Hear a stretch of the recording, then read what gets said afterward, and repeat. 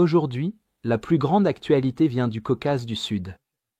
Ici, la Russie et l'Iran jurent de démanteler l'alliance émergente de paix et de commerce entre l'Arménie et l'Azerbaïdjan, considérant le corridor de Zanjur, négocié par les États-Unis, comme une menace directe pour leurs intérêts.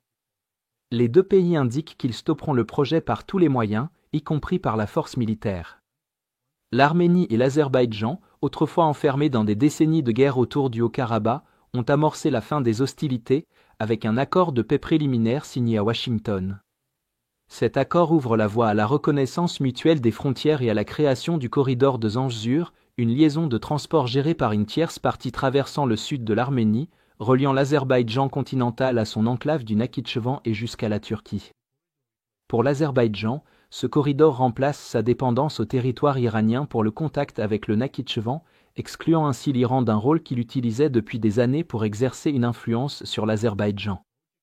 Pour l'Iran, le projet marginalise totalement son influence dans le Caucase du Sud, bloquant en plus l'accès à la frontière arménienne dont il dépend pour ses routes terrestres vers les marchés régionaux et la mer Noire. Cela menace également le gazoduc Iran-Arménie et les accords d'échange gaz contre électricité associés, qui étaient des piliers de l'influence économique de Téhéran vers le nord. En offrant à l'Azerbaïdjan et à l'Arménie une route directe contournant totalement le territoire iranien, le corridor sape l'un des derniers points d'appui stratégiques de l'Iran dans la région. Téhéran a désormais déclaré qu'il bloquerait la construction du corridor de Zanjur, avec ou sans le soutien de la Russie.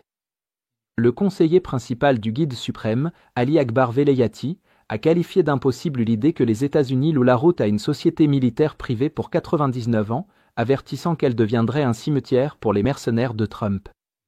L'Iran a déjà mené des exercices militaires à sa frontière nord-ouest pour souligner sa volonté d'intervenir et pourrait même entreprendre une action militaire contre l'Arménie, l'Azerbaïdjan et tous ceux qui soutiennent la construction du corridor. Cependant, alors que le cadre de paix entre l'Arménie et l'Azerbaïdjan est désormais sur le point d'être finalisé et que la construction du corridor de Zanjur menace de rendre inutiles les forces de maintien de la paix russe, Moscou commence à réagir, même si elle est encore embourbée en Ukraine. La Russie a maintenant lancé une mission humanitaire en Arménie pour fournir une aide aux Arméniens déplacés du Haut-Karabakh, une initiative visant à regagner en popularité auprès de la population arménienne tout en rappelant au gouvernement arménien que la Russie n'abandonnera pas son rôle et son influence dans la région. Cette démarche comporte également un avertissement voilé: Moscou dispose toujours de réseaux et d'une présence à l'intérieur de l'Arménie qu'elle pourrait utiliser pour faire pression sur le gouvernement. Cela contraste fortement avec l'inaction antérieure de la Russie, qui n'a pas su défendre l'Arménie avant et pendant la guerre en Ukraine, pour ensuite protester lorsque l'Arménie a cherché des garanties ailleurs. Il est à noter que la Russie et l'Iran renforcent leur coopération militaire dans le Caucase du Sud, affichant ainsi une force conjointe face à deux voisins qui cherchent à s'affranchir de leur influence. En mer Caspienne, ils viennent d'achever les exercices navals et amphibies Kazarex 2025, réunissant des navires de guerre, des vedettes lance-missiles et des destroyers pour des opérations coordonnées.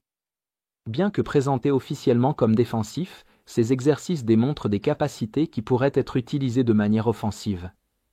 Les analystes régionaux mettent désormais en garde contre des scénarios où les troupes russes déjà stationnées en Arménie s'empareraient de points de passage frontaliers stratégiques, ou encore où les services de renseignement russes financeraient et armeraient des groupes séparatistes, répétant ainsi la même stratégie qu'en Ukraine et en Géorgie.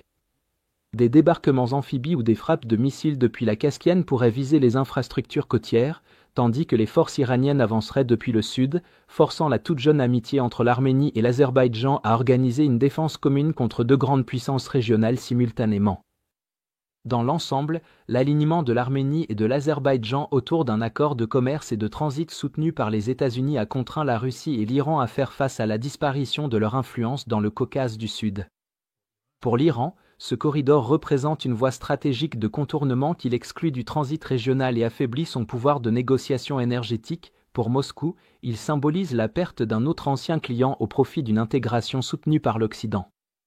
Leurs exercices militaires conjoints et leur rhétorique intransigeante laissent entendre que, malgré les avancées diplomatiques entre l'Azerbaïdjan et l'Arménie, le corridor de Zanjur pourrait encore devenir le point focal d'une nouvelle confrontation, où l'accord de paix lui-même serait la cible. Si vous êtes contre l'invasion de l'Ukraine et que vous souhaitez soutenir le travail que je fais, pensez à vous abonner à notre site d'actualité indépendant. Vous y trouverez nos analyses stratégiques exclusives, des aperçus complets de tous les fronts et des vidéos d'analyse tactique régulières. En vous abonnant, vous montrerez non seulement votre soutien à cette chaîne, mais vous aiderez également à défendre le journalisme indépendant. Le lien vers notre site est dans la description. Merci d'avoir regardé ce reportage et je remercie tous ceux qui ont décidé de nous rejoindre.